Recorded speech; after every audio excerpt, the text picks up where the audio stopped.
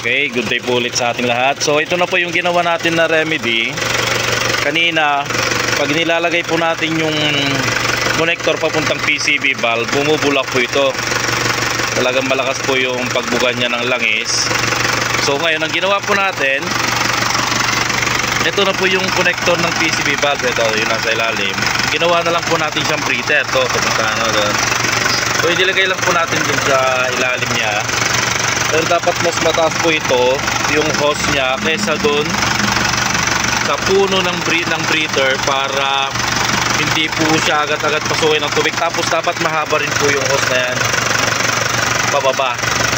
Para halimbawa may pumasok na tubig, hindi siya basta-basta papasok doon sa loob ng makina. Kasi ito namang hose po na ito, papuntang PCB valve, ilagyan po natin ng kahoy para po mabarahan yung papasok po na tubig doon sa PCB valve papunta doon sa intake manifold para hindi po pasukin ng tubig. So eto naman na po, okay naman na po, wala nang langis. Papakita ko sa inyo, wala na po siyang binubulwak na langis.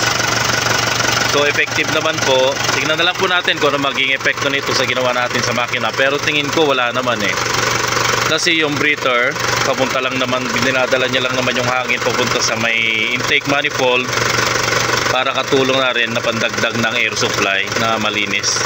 Tapos yung init niya may dagdag na rin dun sa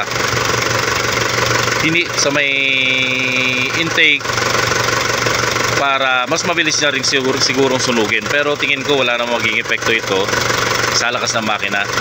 So ito very effective naman. So